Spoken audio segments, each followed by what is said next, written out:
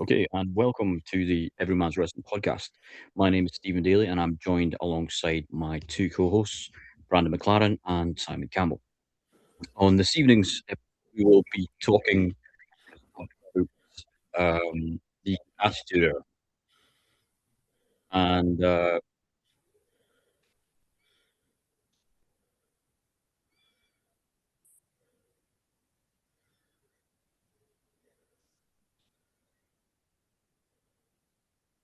sorry, technical glitch there, guys. My apologies.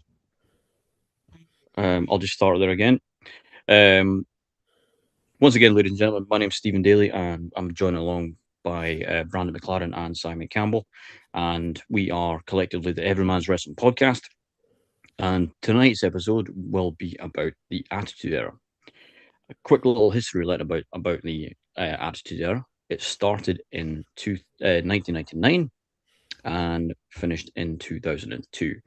And what the Attitude Era was about was when the WWF, now known as WWE, were fighting for rating spots and fans' um, appreciation for quite a number of years, and WCW was beating WWE, formerly known as WWF, because WCW had much edgier stories, more kind of um, characters that people could get behind, um, and WWE, formerly known as WWF, they had characters that were more kind of family friendly, and the stories were ridiculous, ridiculously bad.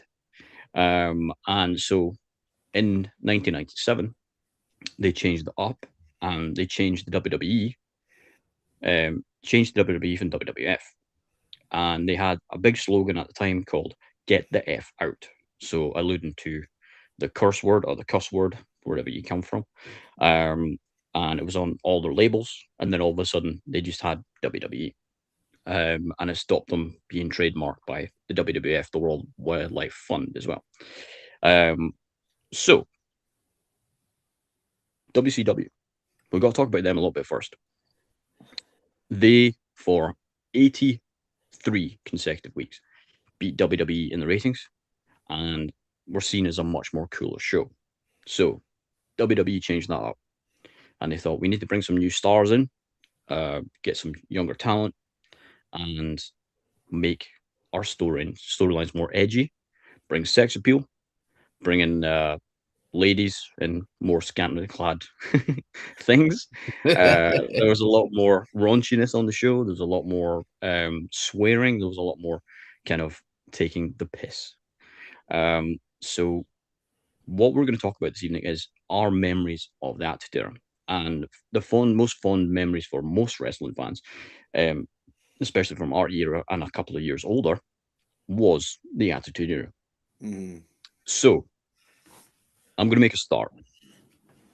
And I'm going to say the person that kicked off the Attitude Era was none other than Stone Cold Steve Austin. 100% by far. Now, most people would know Steve Austin. He became a polarizing figure. It didn't start off that way. He started off as a character called the Ringmaster when he was in WWE, first of all, and it really didn't work. So what they did was they edged up his character. They made him into more of an anti-hero. So that wasn't just heel or babyface. He was kind of in a gray area. So he became kind of an anti-hero. And that's what a lot of the guys nowadays are. Um, for instance, CM Punk and Roman Reigns, they are kind of more anti-heroes. So they're kind of in between this gray area between the heel and the face. Now, Stone Cold, one of the most famous ever wrestling athletes. He was in a tournament called the King of the Ring against Jake the Snake Roberts, and he beat him. And at the end of it, he did one of the most famous ever promos, and it was Austin 316. And basically, what he did was he berated all the old talent and said, "You guys are a load of BS," basically.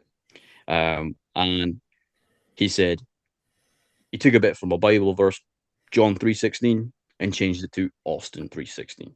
So there's not many merchandise or many wrestling fans that can't say Austin 3:16 just means I just kicked your ass. Am I right, gentlemen? What? What? What? What? What? And that's What? what that became one of his most famous catchphrases as well, the what chant. So and now Yeah. people still do that. That's the first guy. But many of the guys that we're going to talk about, Triple H, Stone Cold Steve Austin, Mankind, Mick Foley, The Rock, all these guys are bona fide Hall of Famers now, and Yeah. they all came from the Attitude Era. So I start with Stone Cold. Simon. For me, I'm going to start off with the legendary D Generation X. Mm, For those who don't know D Generation X, at the start it was Triple H, Shawn Michaels, the Road Dogg Jesse James, the badass Billy Gunn, and X Pac. I mean, for me, for the Attitude Era, D Generation X was the best tag team period, and and especially when they invaded WCW back in '99, I think it was early mm-hmm, 2000. mm-hmm. D Generation X invaded WCW, and back then as well, you had in WCW you had the NWO.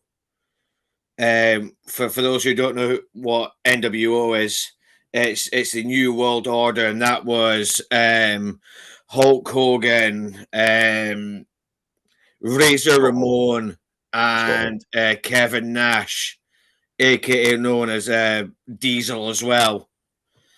Um, yeah, those two had a feud like no other, for my opinion, and I remember actually meeting Triple H and Shawn Michaels at my very first live show in Newcastle. I managed to get a chance to shake both of their hands and say, "Guys, I'm a big fan of yours." Just so you know, I acted like a geek at that point. I probably still am now, but Acted. hence the Acted. reason why I'm representing Triple H's t-shirt tonight. But yeah, for me to Geek. start off with D Generation X, I'm gonna pass it on to Brandon. Oh man, you've put me in a sticky wicket, man, because I was going to pick Triple H, but no. For me, the Brothers of Destruction, The Undertaker and Kane, these guys put themselves on the map way before the Attitude Era, but no, I wasn't born during the Attitude Era, so I was a late starter to seeing this, so watching the tapes and everything back. Just hearing Kane's music hit, and then followed by the American Badass theme song at the time was Limp Bizkit rolling. I'm sorry, but that introduced me to two different worlds at one point. But no, The Undertaker, 6'7" from Death Valley, 300 odd pounds, and then Kane with the mask on. That dude was cool as hell, man. He was wearing masks before COVID-19 was a thing. This dude was cool as hell. But no, they had some legendary feuds, man. The Austin, Triple H, the Power Trip, the Hardys, Edge, Christian, Undertaker chucking goddamn Mick Foley off a Hell in a Cell, 20 foot off in Hell in a Cell. God damn it.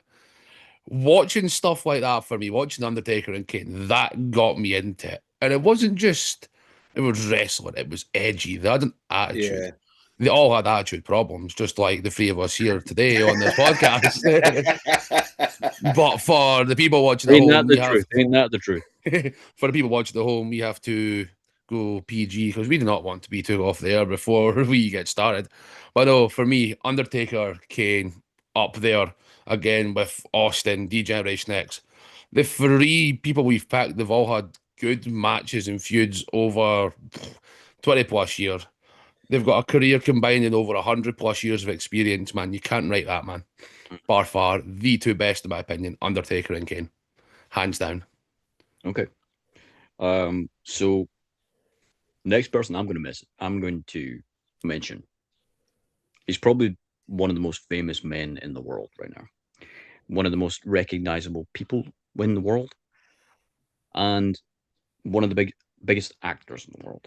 I'm talking about big DJ Dwayne Johnson, Yeah. The Rock. If you smell what The Rock is cooking, It's death, legs, and bacon, ladies and gentlemen.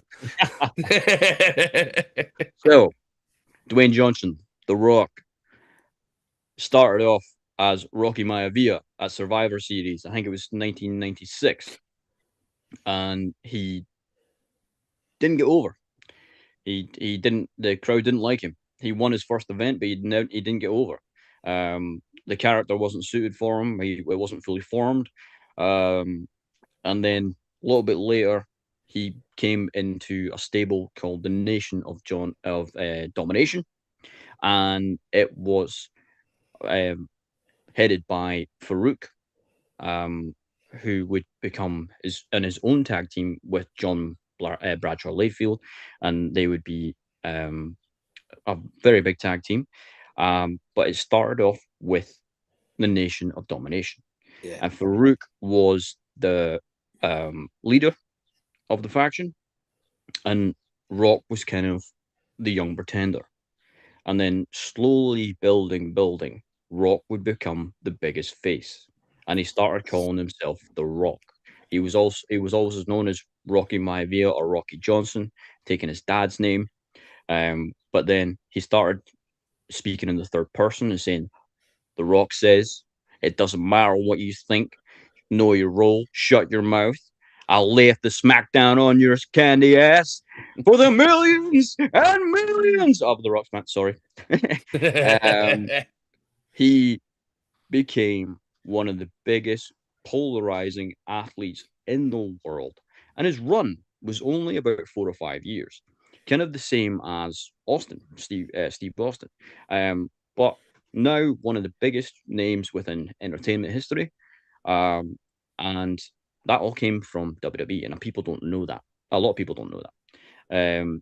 But the next person I want to ask you about, guys, he really helped people during the Attitude Era, and then in the Ruthless Aggression era, which is what came after the Attitude Era.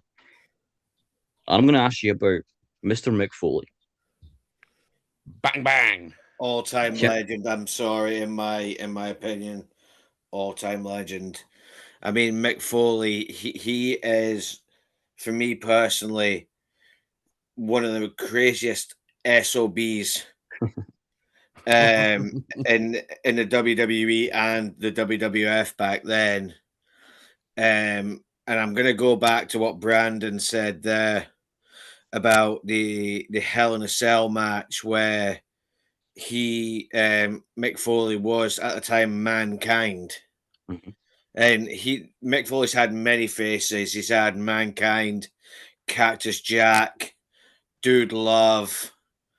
But I actually remember watching an interview with Mick Foley, and he said to the Undertaker, throw me off the top of the Hell in the Cell.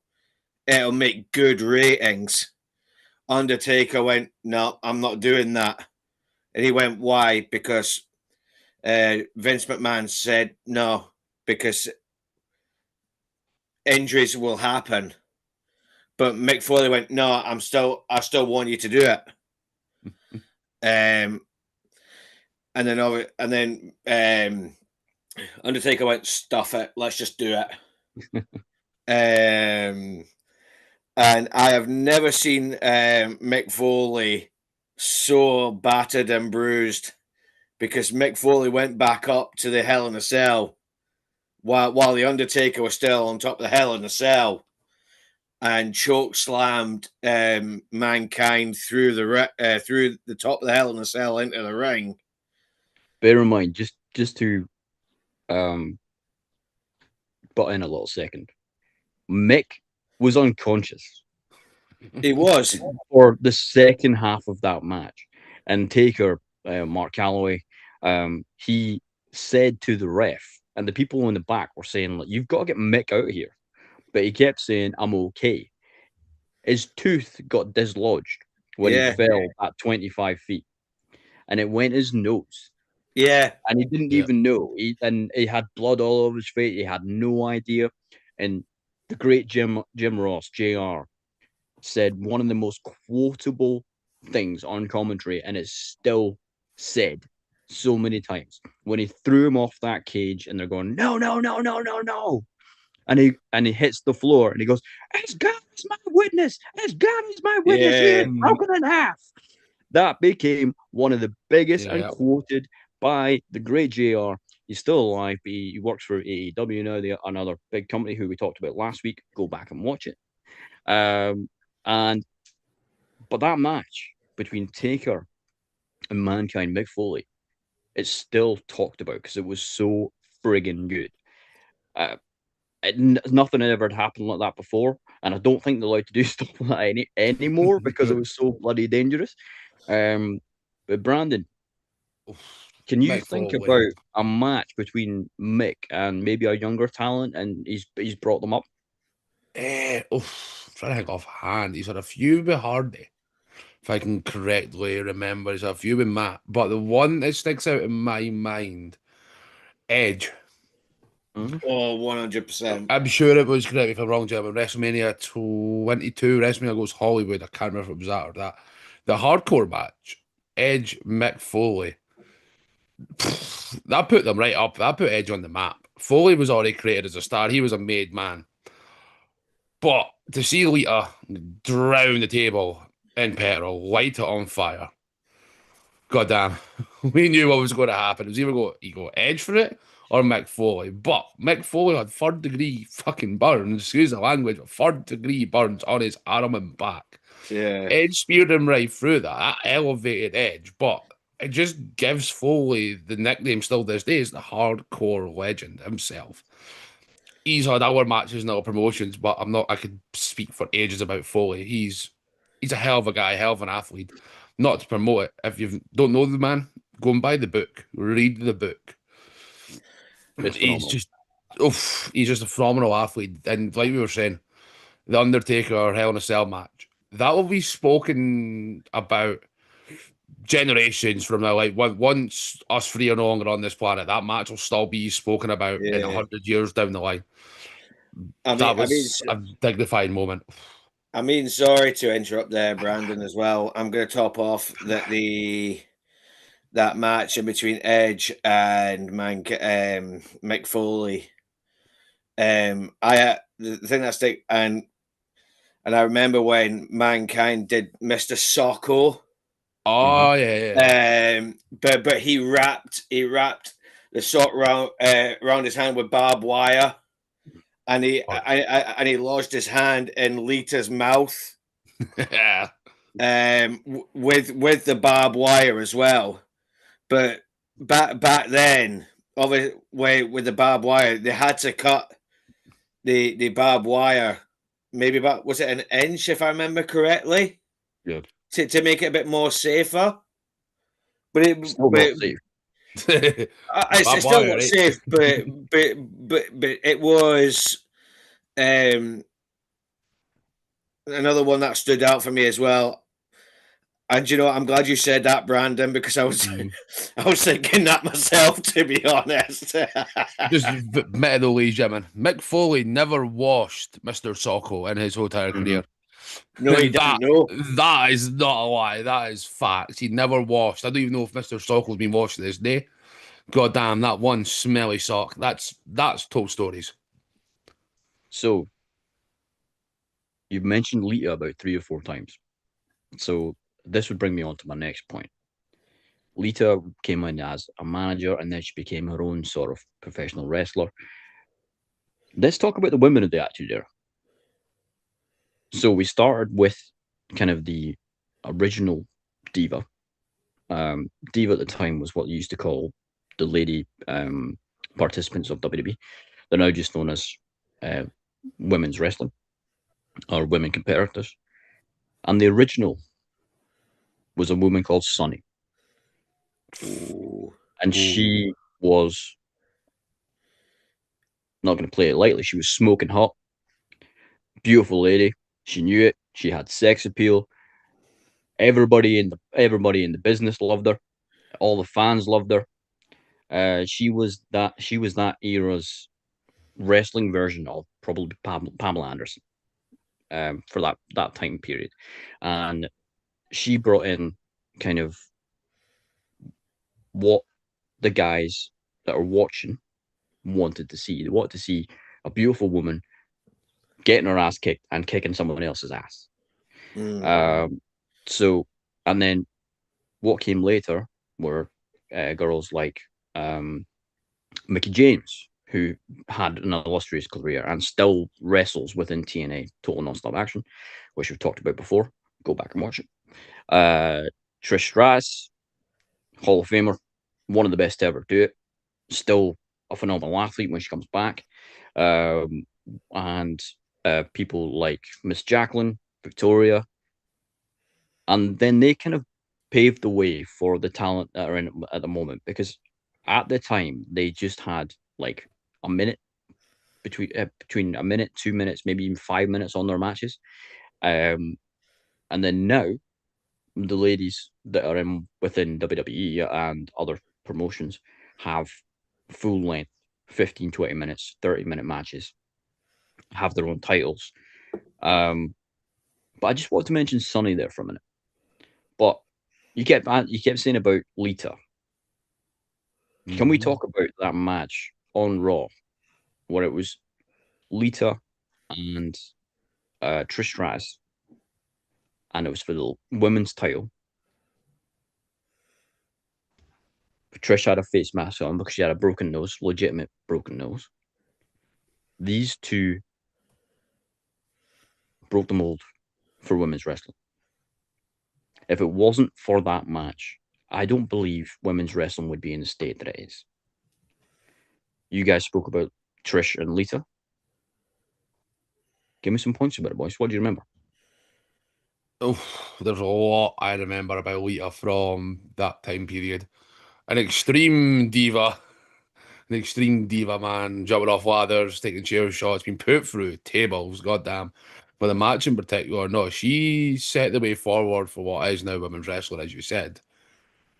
She was hell of an athlete, but we've all got to keep in mind, though, this was the Vince McMahon era. Yeah. You had to show a bit of skin if you were a diva or a female to get anywhere, or you had to go and sign yourself to Playboy as well. But no, I remember bits of the match. I was probably young when I watched it, and I'm like, oh my god, these women are beating the hell out of each other. Trouble. What I do remember is one line. I'm sure it was Jerry the King Lawler, and it sticks out to my mind is, "Look at the puppies, JR. Look at the puppies." Yeah, it wasn't terribly PC, was it? Oh man, at that age, and I'm like, oh damn. But no, hell of a match. The crowd at that point, it was older generation, you know. It wasn't what we have today. There was not a lot of kids. So you got away with it. You got away with the swearing, the Yeah. sex appeal. I'm sure they even had a brand panties match at some point in their fucking career. Which They They put it in the were. now. games. They put it in the video games. They did actually, yes. I Yeah, remember did playing that. I? Oh man, Um, that I was a good mean, time to be alive. for me, talk about divas in the Attitude Era. There is one female you cannot ignore, and that's China. I'm 100%. sorry. China was nicknamed the ninth wonder of the world, and this girl, she would face any female, any male, and if I remember correctly, she's the first female to win the men's intercontinental title. Yep. mhm. And for me, I watched the match a couple of days ago in I think was it 2002 at the Royal Rumble. And boys, you might need to help me out here there was a match that she had, and it was and it was the at the time it was the women's champion, former rights to censor female. Yeah, that would have been Victoria before she was with Victoria. Is that correct? I think it is, yeah. I think aye. When she was in the when she was in the IRS faction with I think it was aye. That's a throwback. with Big Boss Man and stuff before he Mhm. became like Yeah, a cop persona for some reason. And but um, for me, that match where she did like somersaults and cartwheels and stuff, and next minute China went down, and not Jr. Jerry the King Lawler at the time went, I need to go check see if China's okay, mm, and at that point it wasn't clear at the time, but I think she suffered from whiplash. I think it was, and that was a match that I was like, I hope China's all right, mm, because China's is a woman who will take no crap from not one single person. But yeah, Attitude Era. If you're gonna go female, you've got to mention China. Mhm. absolutely, Oh, hands down. absolutely.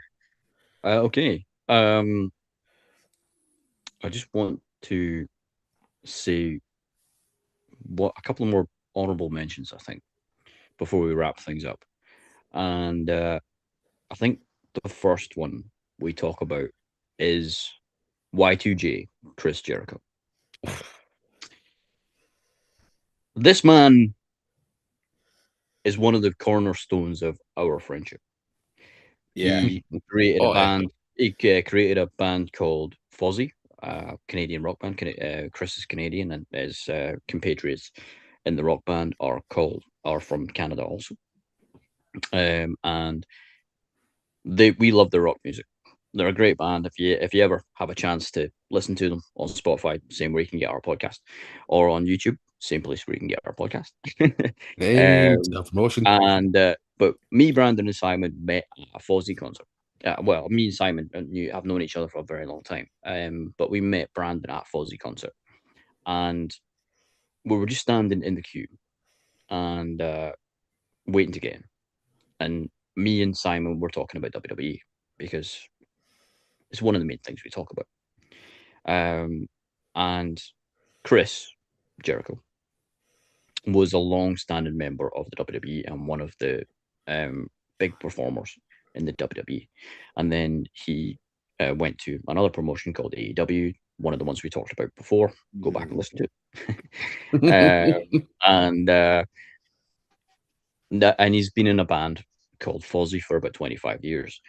And Brandon was with his partner, and he heard Simon and I talking about wrestling.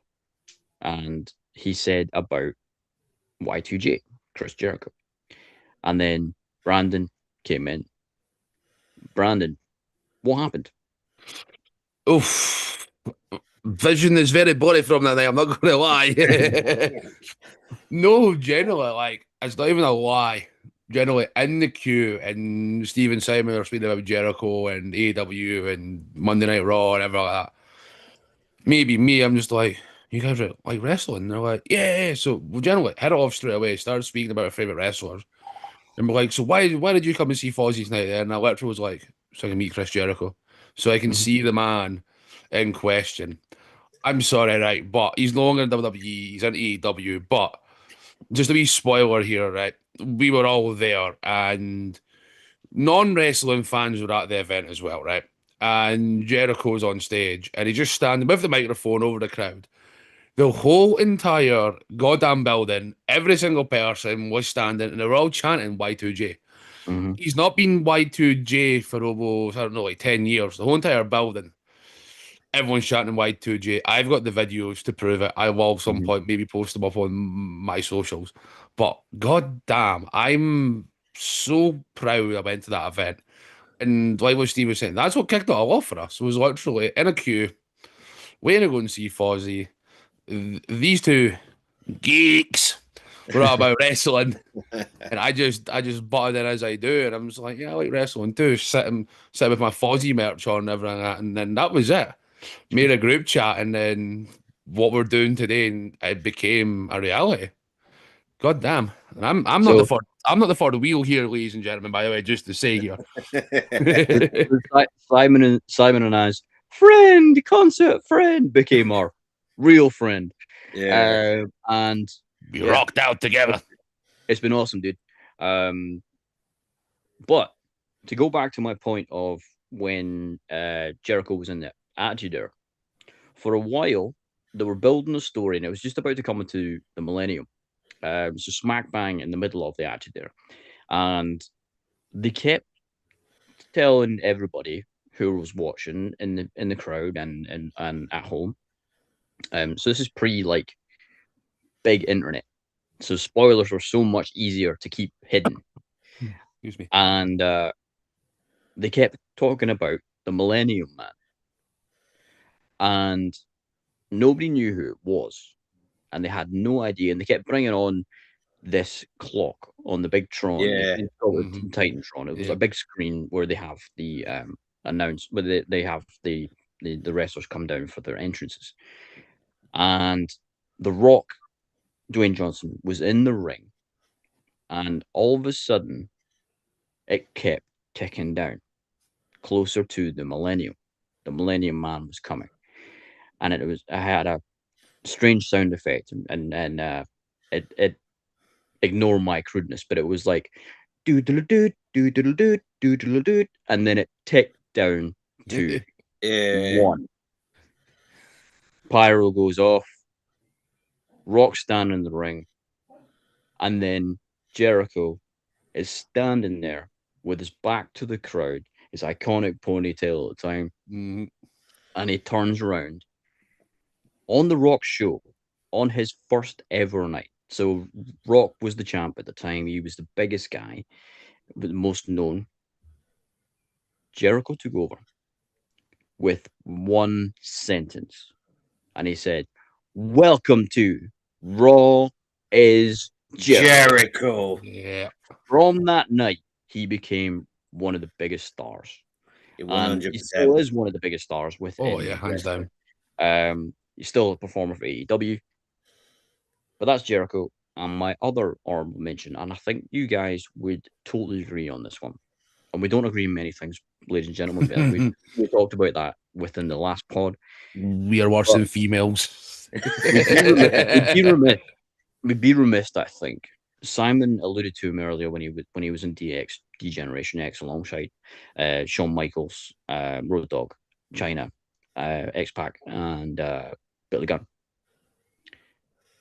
But this man started as Hunter Hearst Helmsley, Yeah. Triple H, Triple H, and his last Paul's real name, Triple H's real name is Levesque. And when he first came into the company, they put him as his real name, Paul Levesque. And they thought, well, it's a French name, but he's not French. He's from America. Wee wee. Um, they got him to speak in a French accent, and they made him a bit of a prick. And, and he used to cut his promos, his speeches in a French accent, and it was hilarious. But it really didn't get over. And then they put him in the group DX, and it really hit. But then eventually he came out on his own, and he changed his own fortunes Yeah. with one interview with the man I'm going to mention again, and read his book. Um, he's got many books actually. The Great Jr. Jim Ross. Yeah. He was having a very intimate interview with Paul. He was known as Triple H at the time. Hunter Hearst Helmsley still is. Um, but he was having an interview with him, and he kept saying to him, he was like, "So Hunter, You've left DX. You are on your own. What's next for you? And he was like, no one takes this as seriously as I do. No one knows the ins and No. the outs. No one listens to the crowd as much as I do. And he was like, so what are you? And he goes, Jim, I am the game.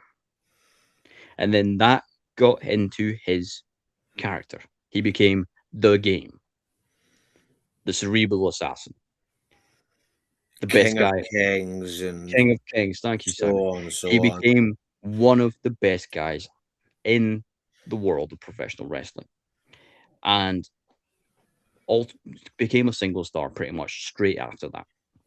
And he had awesome music by Motorhead, Lemmy, rest in peace. R.I.P. And Lemmy.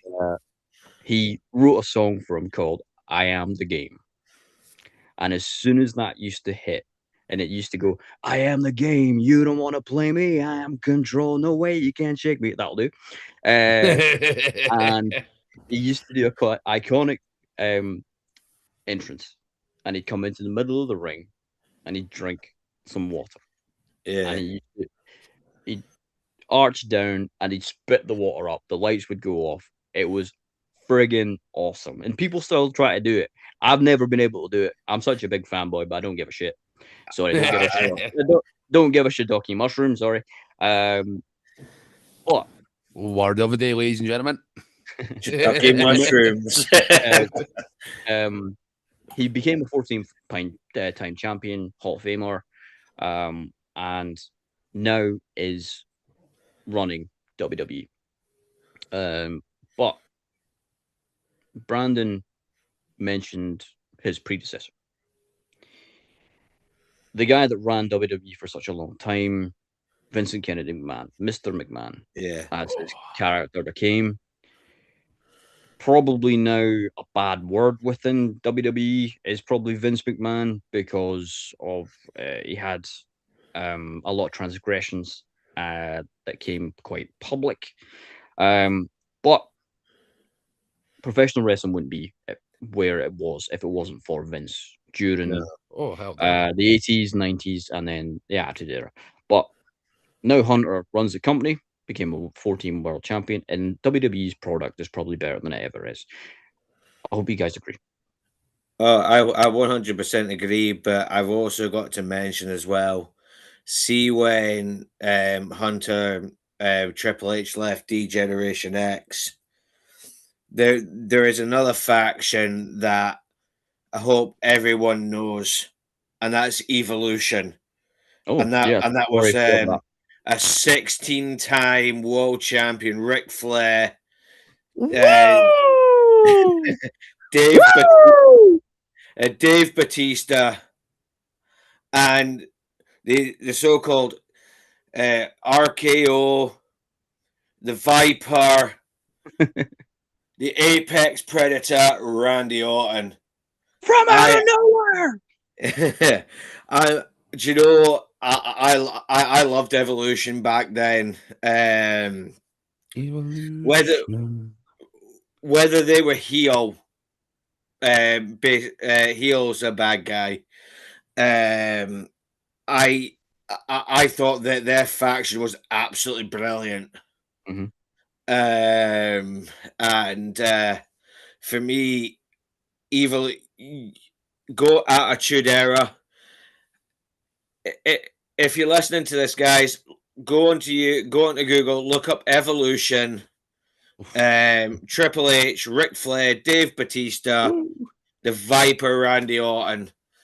Yep. And I mean, Randy Orton's still currently active right now. Mhm. Um, and Dave Batista's now a big, massive movie Movie star star. on the Marvels. And then Ric Flair, Woo! sorry, Woo! Ric Flair. I've got to do this. Woo! That probably sounded really bad. Woman. No, there's one person though, gentlemen, that we've not mentioned, and I'm surprised we haven't mentioned. And rest in peace for him, but the legendary Owen Hart. Oh yeah. Oh, yeah. We could go on for hours about this. We Yeah. should do a 24-hour live podcast about this. And we didn't mention the Montreal Screwjob. We That didn't was know. it's probably one of the Oof. most famous things within It wrestling was, lore. yeah. Let's but let's not take much more of the people's time, guys. If you want to go back and watch all this shiitake mushrooms that we've talked about, if you don't, then we've got 2 words for you. Suck Yeah. it! So, ladies and gentlemen, And that's us thank you kicked very off much there. again. Thank you very much again for watching along with us and enjoying the podcast. If you do, if you don't, then suck it. But I have been Stephen Daly, and he has been Simon Campbell, and he has been Brandon McLaren. Collectively, we have been the Everyman's Wrestling podcast. And until next time, good morning, good afternoon, and good night. God bless and good night, everybody.